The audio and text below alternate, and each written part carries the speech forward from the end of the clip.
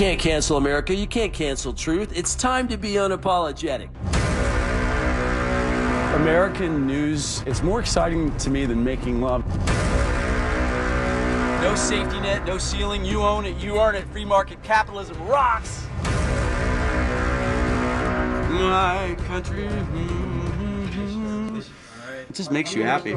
The American dream is dead. 120 days. Give me a break. My son did nothing wrong. I did nothing wrong. We know things are bad, worse than bad.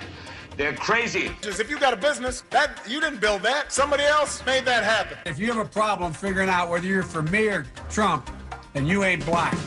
Southern California, America, the world. Welcome to Unapologetic, the Judd Dunning Hour on KABC with conservative host and author Judd Dunning.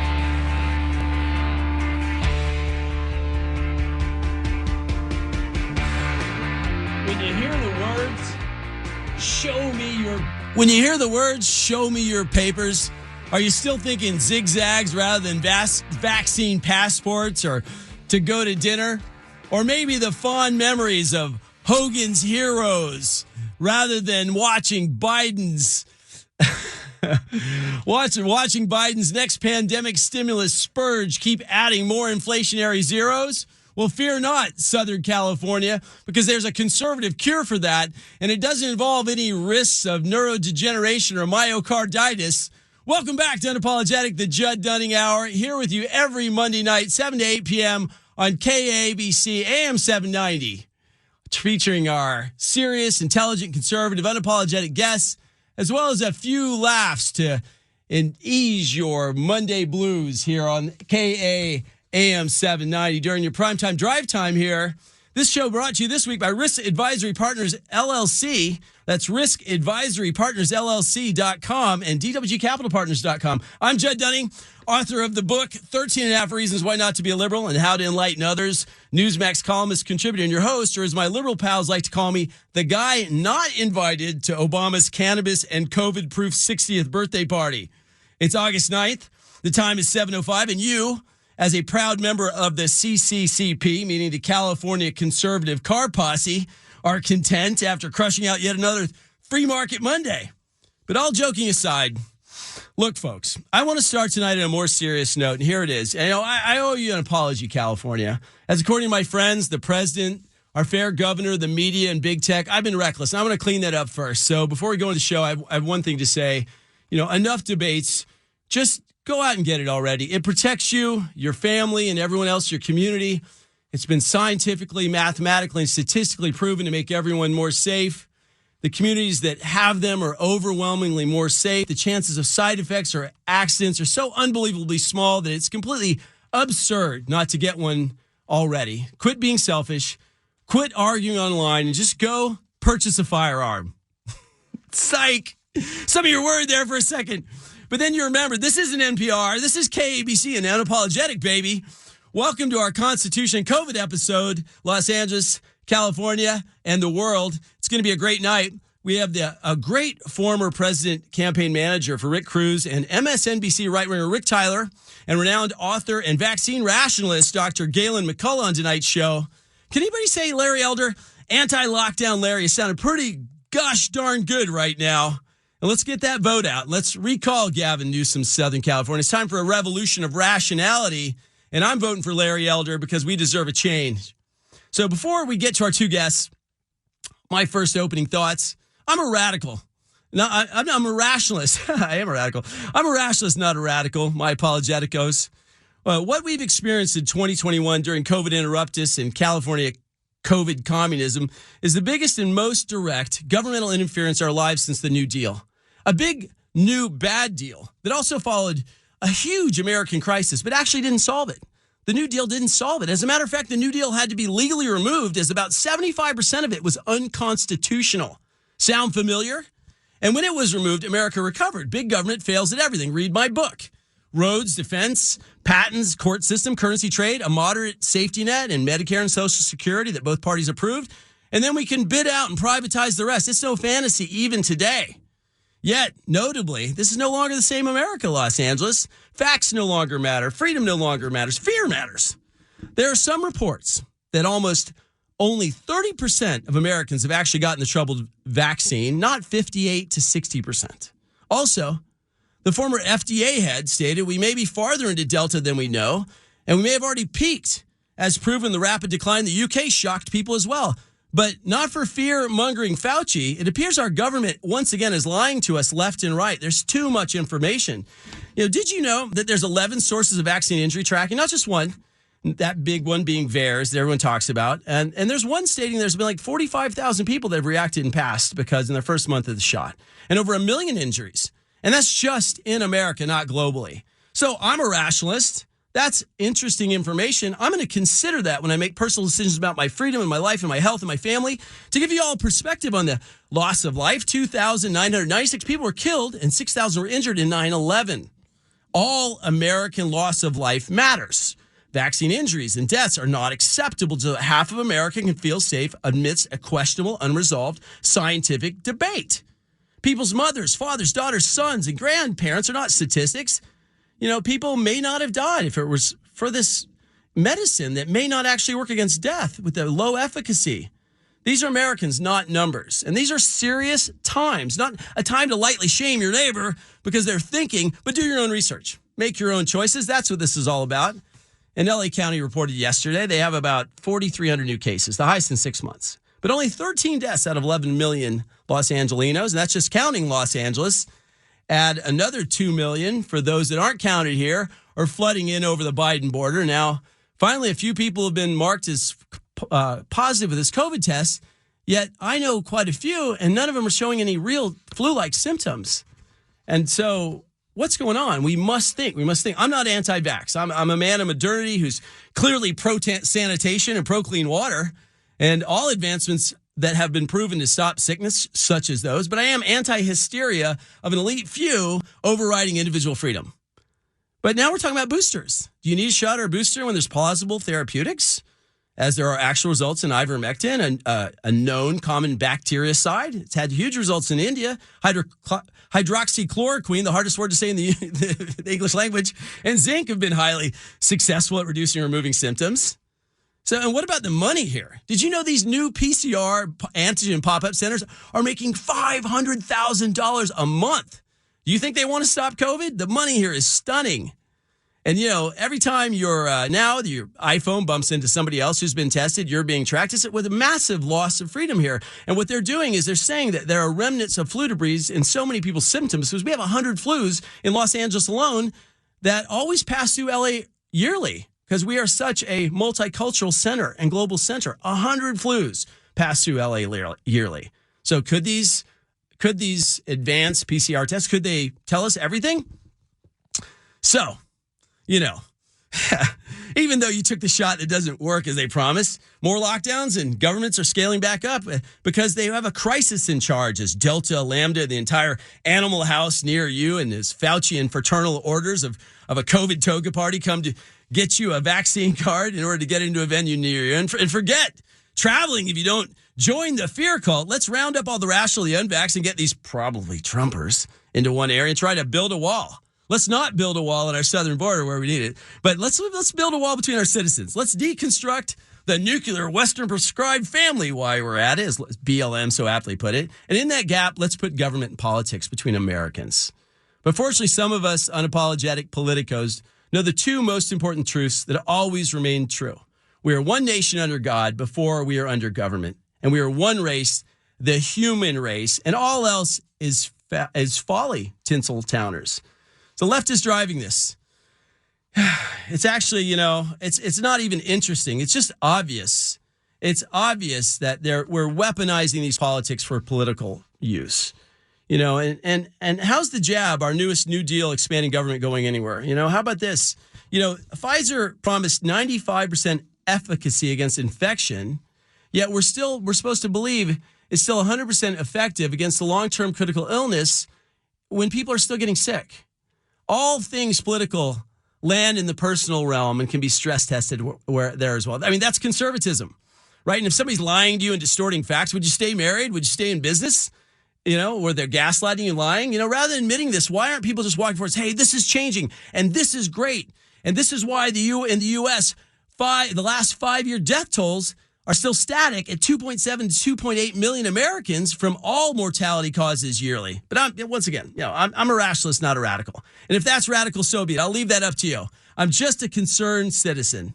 And there's some real heavyweights that are questioning this new COVID call to compliance. For example, Dr. Michael Yeadon, the former VP of Pfizer with degrees in biochemistry and toxicology, saying in his Stop the Shot conference a couple days ago that women and women in their childbearing years and younger children, should reject this right now because there's still some mutations out there. And he's got a lot of degrees and experience. So, I'm going to listen. I'm going to pay attention. I'm not a radical. I'm a rationalist. I'm just another concerned citizen. Why? Why did New York Times science reporter Alex Barrison, who got suspended for simply quoting the results from the clinical trial at Pfizer and raising questions on the vaccine mandate? Basically what he said, he's their expert. He said the pivotal clinical trial at Pfizer vaccine shows it had nothing to do to reduce the overall risk of death. 0. 15 patients who received the vaccine died. 14 who received the placebo died. The end. The trial blind is broken now. This is all the data we'll ever need. Interesting. Look, I don't know the answer for you, nor do I want you to assume mine. This is a political opinion show. Think for yourself. But what I do know is I don't trust the government. But thankfully, the system was set up to encourage this distrust because neither did Washington, Madison, Adams, and Jefferson, Reagan, or Trump. Ask yourself, how's the border going? How's our economy going as the trillions of the new millions? How's our government doing with freedom around COVID? Is it just one party's agenda around individual rights or both? Stay unapologetic. Okay. Here we are. You're at KABC, AM 790. We're here all summer long on Monday, 7-8, KABC, AM 790, online, in your car. Come right back. We've got the amazing Rick Tyler coming from MSNBC and his great new book. I've interviewed this guy before. Stay tuned. AM 790, KABC. All right, we are back. Los Angeles here at KABC, AM 790. Unapologetic, the Judd Dunning Hour. Thanks for coming. I just want to say something quick about our new sponsor. If you're making moves in investments that aren't S&P rated, be it business purchase or commercial real estate purchase, a sale leaseback, or even a stock investment, Risk Advisory Partners LLC risk assessment team brings institutional sophistication and clarity with seasoned risk assessment professionals on a flat per investment basis to make sure that you're braving the waters ahead with all the tools you need to make that big decision for the legacy and expansion of your portfolio in any business sector. Don't do it alone. Contact Risk Advisory Partners LLC. That's Risk Advisory Partners LLC. Healthy risk is what success is built on. Take it with your eyes open. Email them today for your free estimate and get a created for you for your next investment, a detailed institutional worthy package for closing that next successful deal today. That's riskadvisorypartnersllc.com. Welcome back. So, Rick Tyler, it's such an honor to have you back. Rick and I, we sat down for a long time at Politico. We both, at Politicon, were both passionate conservatives with different views. And your new book was great, and thanks for coming, buddy. Hey, Judd. How are you? I'm great, man. It's been a while, a couple of years since we were there. I've gone through your book. I see you've gotten a job. I've got a job, exactly. It's capitalism. It's capitalism, yeah. And there's no way to get out of it because, you go broke.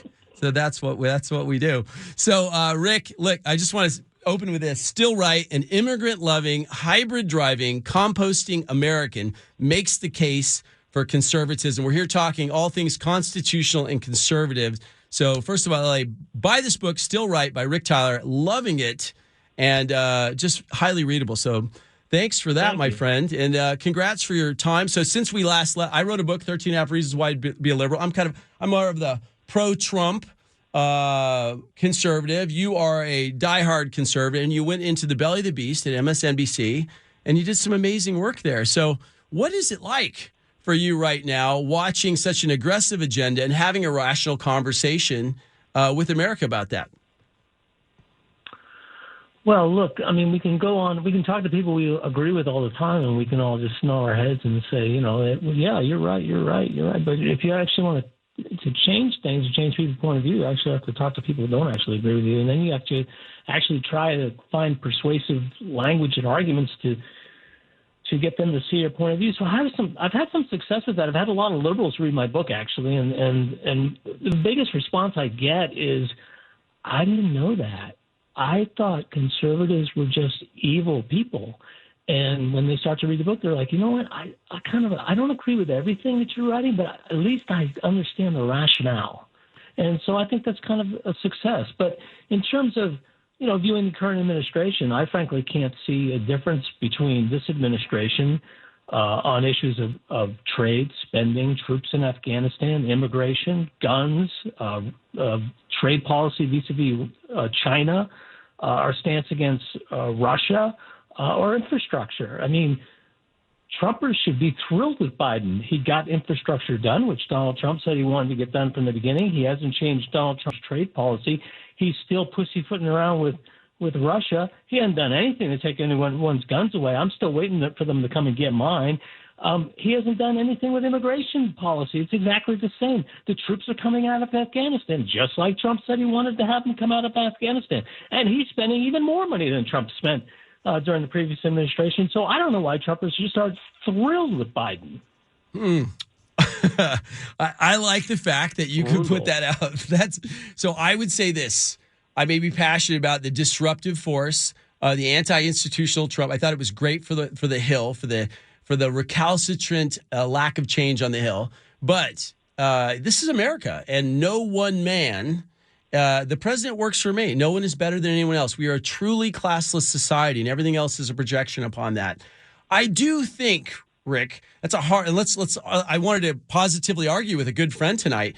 I do think that the border's deconstruction, the way it was interrupted, the way that we pulled back from it, the way that it's been politicized, the way that really, 145,000 people were brought into McAllister, Texas, and 15,000 were COVID positive. I do think that as far as immigration goes, which is why Trump won. If you roll, Joel Pollak's book, Why Trump Won, was basically immigration. Like, Americans were okay with the illegality of illegal immigration and the law. And now it seems to be blown apart. So and you say? I say that history repeats itself. Every wave of immigrants that have ever come, from the Jews to the Germans, to the Italians, to the Irish, all of them have been treated badly. And all the same arguments, all the same tropes were used against the Irish. They were going to take your jobs, they were going to lower your wages, they were going to change your culture. And you know what? That happened with the Jews, that happened with the Germans. And so far, not most of us are not worshiping at synagogues. Most of us didn't turn Catholic when the Italians came. None of us very few of us speak German. And I don't suspect that we'll be, facing Mecca and saying daily prayers in Spanish anytime soon. You know why? Because all of those waves of immigrants have come into America, have absorbed into America, and have just become Americans. None of them have overwhelmed our culture. We still all speak English. We have a distinct American culture that they've all adopted, and we just treat the next wave badly. Next time there's a caravan, we ought to send buses. So, but if you look at infrastructure, you look at there's a general take to live in fear. And I looked at some of your posts relative to vaccination and what you think. I think there's a lot of risk. We've had, as Joe Rogan said, we'd have an amazingly precious democracy that's always kept government in check. A lot of power has shifted during a crisis as big as the New Deal, as I said in my opening. The spending, look at jobs, look at inflation. For me, look, I know I have a background in economics. I know that our nation goes through supply side and Keynesian back and forth. And those toggle, there is no perfection in our big government and our big free market. But it does seem like we're on a highway to hell right now as far as the spending. I'm not seeing any real focus on stimulation. So I appreciate that conservatism. But what do you think financially? Because ultimately, Americans, it's the prosperity, the freedom, and the individual rights that drive our spirit that we prosper. But usually when you lower taxes, people work harder. They like to take more home. They like to bless their family. I'm not seeing that tilt on the Hill, and I'm not seeing a president inspire the people. On the economic issue, I couldn't agree more. But where are the Republicans? What leg do they have to stand on to criticize the current administration over spending when Donald Trump passed the largest budgets to date that he passed, and Biden's were bigger, but it's still the same trajectory. The problem is that we no longer have a party that's a fiscally responsible party that advocates for prosperity. Washington is corrupt. It caters to special interests, and we have a tax code that's impossible. I do my taxes every year, and sometimes I pay to have them done, sometimes I'm done myself. But I suspect, like me, with many Americans, even when they pay to have a professional do them, do they really know that they're right? I'm not really sure, because all of those rules, I don't think any human being could possibly understand them, and they're not fair, and they make no sense, because they're not based on a governing philosophy, either Democrat or Republican. They're based on people who are in Washington who have power, who want to maintain power, and they cater to the special interests to keep all their carve-outs. And it's just been impossible to change that, because we have no leadership to explain to people how to produce a tax code. We can argue about the ways of tax. Governments need money. I'm not anti-government. I'm I'm pro-government. I'm pro-limited good government, but I want the government to do the things that it should do really well. Like, one would be take care of a pandemic. They should do that really well. They have not done that really well. In fact, we've failed miserably at managing a simple pandemic. Why? Because we have no leadership. I love it. Tax, debt, and special interests are definitely all complicated. And yes, Republicans haven't cleaned that up. And yes, the unanswered question in the room for those of us that are less fascinated by the vaccine, right, is that it did come from warp speed, and our president, the prior president, is accountable for it as well, and the mismanagement of our individual freedoms. We can never put anybody ahead of ourselves. As far as the, I got my vaccine because it came back with a money back guarantee, and the second shot, as I remember, was free. So I went, it was a 2-for-1. Was that a capitalist decision? That's hilarious. So but here's the thing. I agree with you 100% on this. We have not taken on special interests to get out of the hill. I think Trump was a great step toward the intensity that we need for business to shake up the system. I think Biden is business as usual. But yes, did Republicans still put on massive amounts of debt? It's not even an issue. You know what else isn't an issue? We didn't even debate. Did you notice that this last time? We're like, hey, debates aren't that important. Mail in early as Biden grabbed his earpiece. Well, people didn't even care to get there. So every time we slip and we let something become an issue that, we can't handle it. Now we have spiraling amounts of debt. Oh, well, that's how our society functions with this amount of debt. I disagree. And I do think this inflation is a setup and a drawback. But we don't have a Fed that seems to understand that they need to change the economy. And what about all this quantitative easing? So we have this huge global vehicle, but Americans, we will bet on ourselves until the end, until we burn in place, just like we did in 2007. So, okay, so as a conservative, what do you think about our fiscal health? What's going to happen if Biden stays in office another cycle with these policies? Well, look, the way our constitutional republic has been set up is really based on one word, and neither side likes to talk about it, but it is the only way the system works. The system is designed, as you indicated earlier, so that no tyrant could run it, and that's been pretty proven for the last 230-something years since the Constitution was signed. It's a very difficult government for a tyrant to get a hold of. And right now you have 50-50 in the Senate. The House is virtually 50-50. And Biden's running around as if he has this mandate in the majority. He doesn't. But I don't blame the Democrats, because this is what Democrats are going to do. They think government is the answer to all of these problems, economic problems, everybody's problem. Government can solve it. Conservatives are supposed to think the government should be doing limited things. The private sector is not capable, or there's no incentive for them to do. And yet we only have one side that believes in a more expansive, more powerful government. That's the Democrat side. And we don't seem to have another side who actually wants a more limited, fiscal, responsible government. Because I don't hear my Republicans talking about that. I don't see the leadership. So yes, I expect the Democrats to do exactly what they're doing. I would expect the Republicans to stop them through leadership by attracting enough people. Rick Tyler, we've got to take a quick break. I'm going to talk to you quick at the end and wrap up after this break. We're here at Unapologetic, the Judd Dunning Hour, LA. Be right back. We'll see you in a second.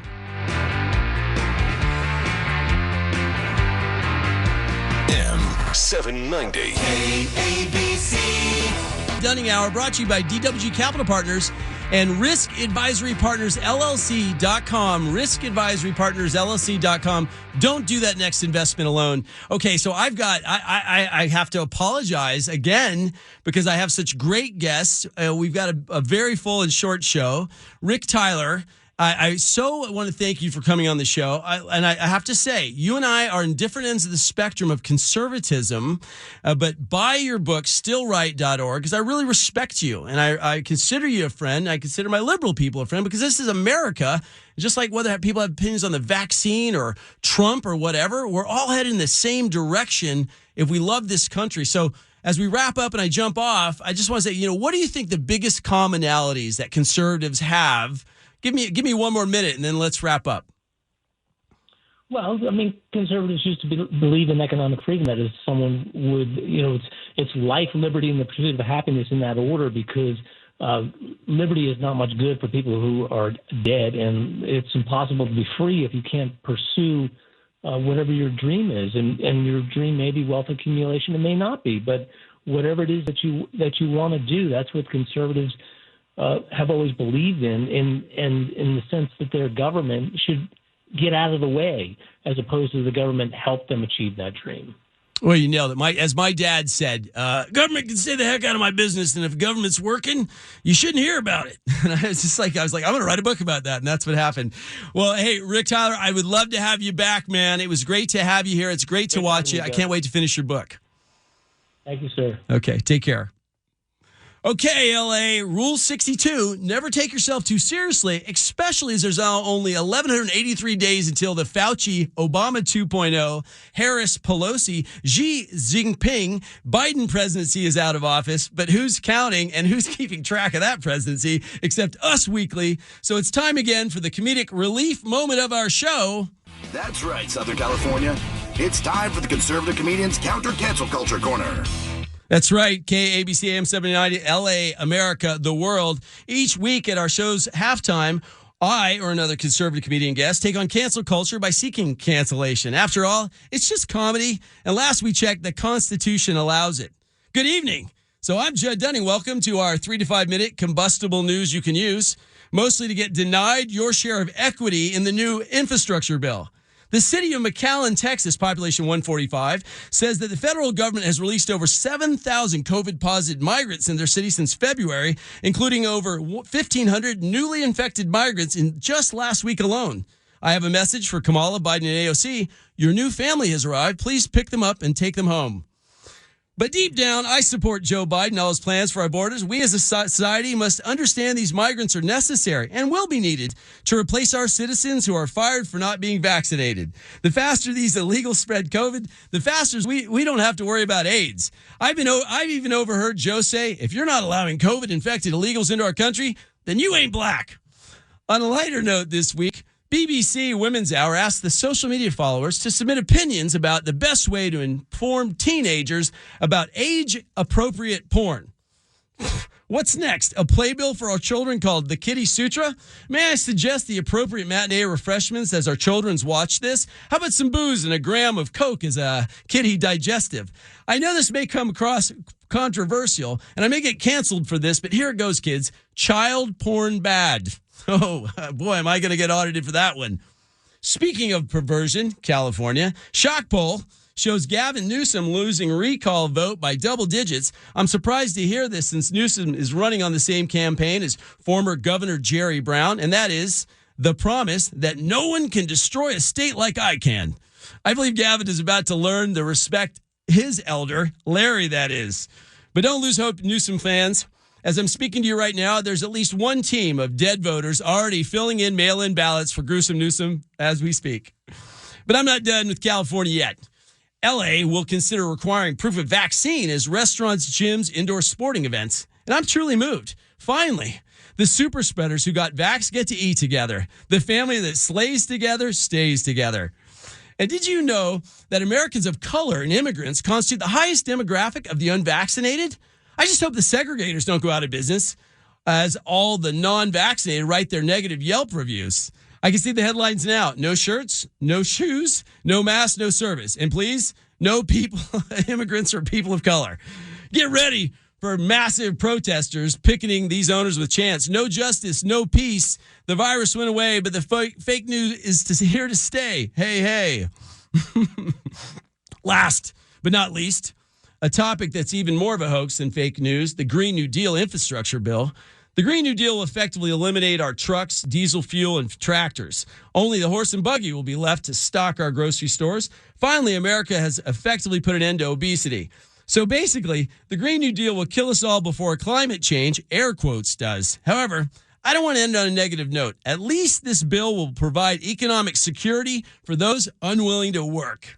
Thanks for coming to Unapologetic, our war on behalf of free speech, and most importantly, never forget the words of the great George Washington before he too gets canceled. If the freedom of speech is taken away, then dumb and silent we may be led like sheep to the slaughter. God bless you. God bless America. God bless AM radio. And now back to our show and second guest.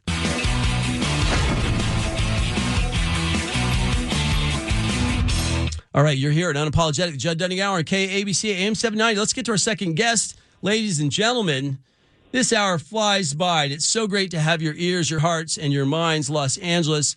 We're honored to have Gaylon McCollough. Dr. McCollough is an author, a metaphysician, a plastic surgeon, an American patriot. His 23rd book, Tomorrow in America, he examines how on Earth and beyond the 21st century, Americans play a pivotal role in the universal conflict between good and evil, between God and Lucifer. Dr. McCollough, thank you for coming to the show. Well, Judd, it's an absolute pleasure to be on the show with you. As a matter of fact, my wife Susan and I just returned from California. I was out there at a medical meeting, and we had a wonderful time down in Orange County. And I was delighted to receive your call today and have an opportunity to chat with you. Well, I'm glad you got to spend some time in the Alabama of California, the OC, because it's definitely free down there. So it must not have been too different for you, Doctor. Well, welcome to our Constitution and COVID episode. So, I'd love to hear your opinion. Now, you've written some amazing books, The Orwellian State of America. You're definitely tracking I brought on David Horowitz. And I said, David, what's up with the deep state? I said, and everything that's going on with the vaccine, all these different movements. And I said, are they organized? He said, they don't have to be, Judd. He said, the ideas are so contaminating that different groups are all moving on the same flow of cultural Marxism, or as we say, the Great Reset, or these other plans for the elites to have more control than the individual liberty of a sole American. And what say you? Well, I say that what you've just said is very important, and that the American people need to wake up, because we only have a short window of opportunity, I think, to save this country. As far as COVID is concerned, I think an old admonition comes into play here. Follow the power, follow the money. And if you just simply ask who has the most to gain by this COVID, what I call planned-demic, because I fully believe that this was an episode of biological warfare that was perpetrated by Communist China. And they've announced, without any hesitation, that their intent is to rule the world. And so the people that really are gaining from this are China and Big Pharma, the Democrat Party, and Dr. Anthony Fauci. And we keep talking about this vaccine. Well, the truth of the matter is this is not a vaccine.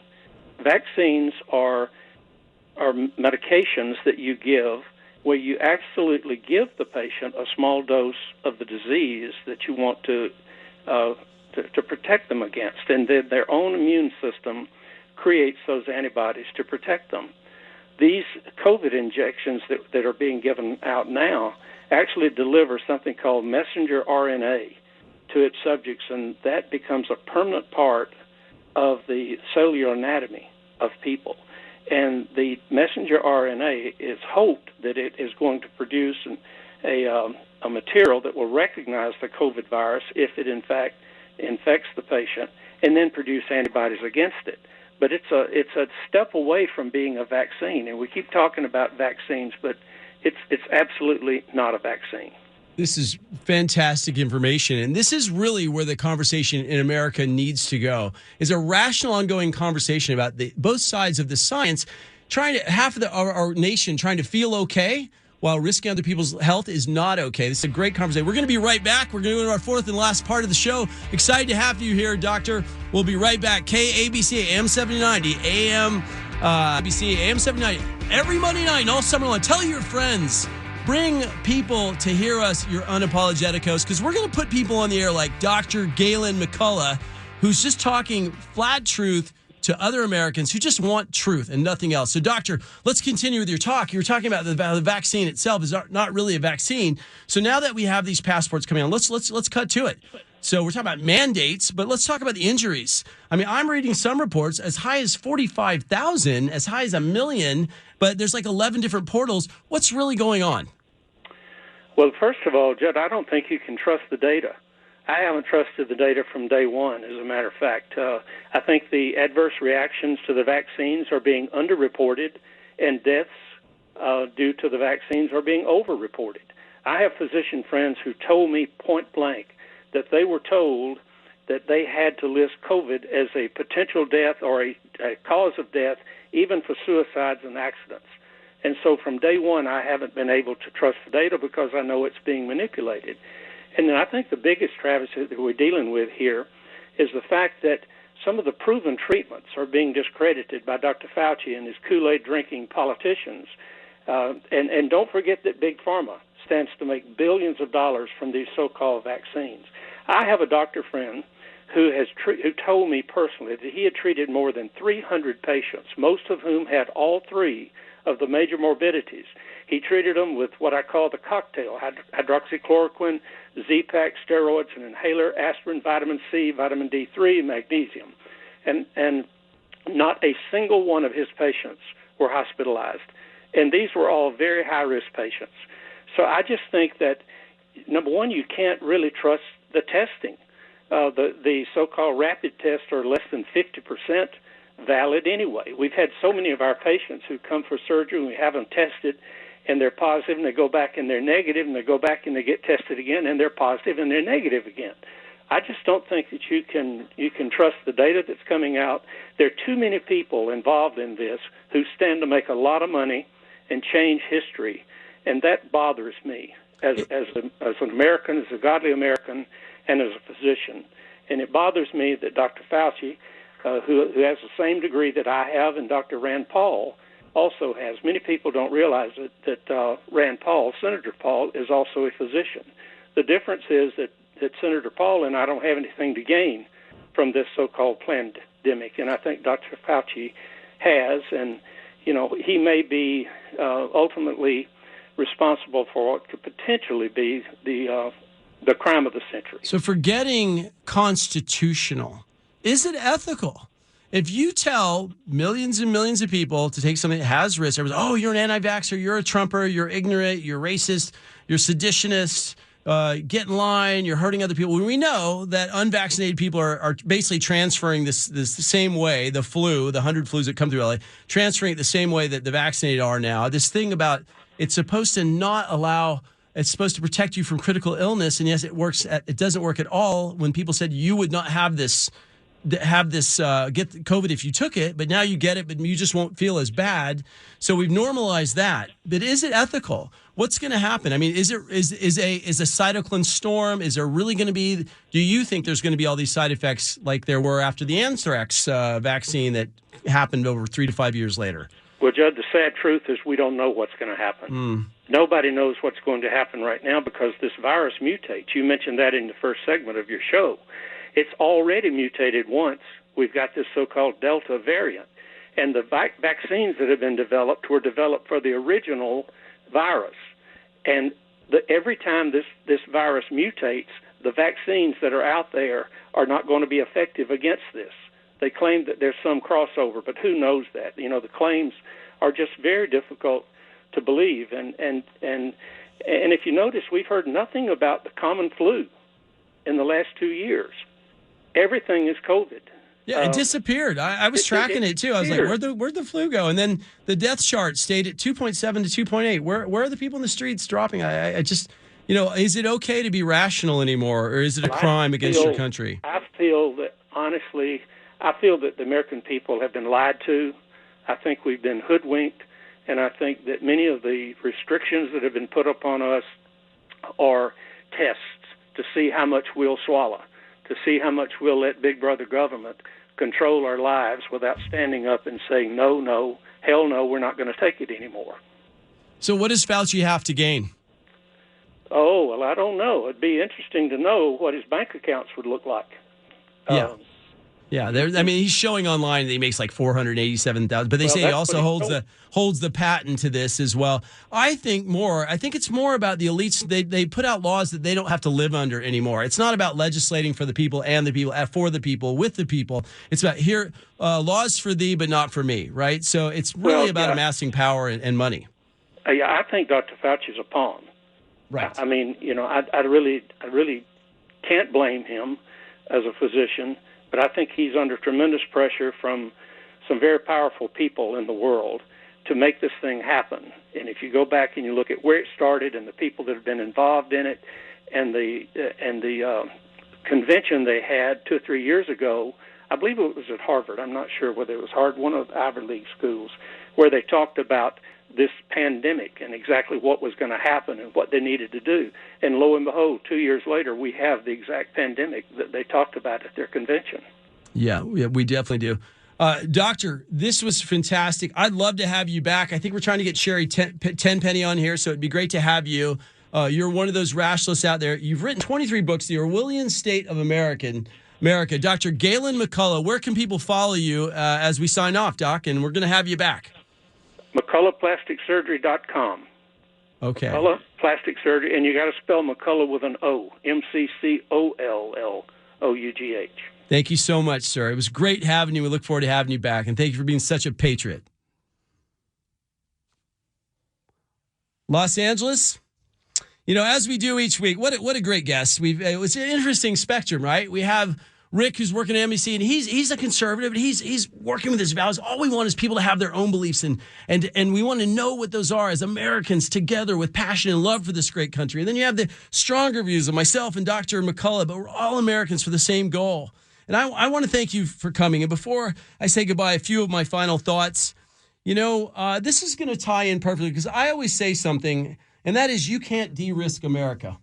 It's a metocracy. It's a special form of divinity, justice, free market capitalism, Neoplatonic thought, the Enlightenment movement, deism, philosophy, Judeo-Christianity. It's our special sauce that was perfectly created and must be aggressively protected that makes our America unique.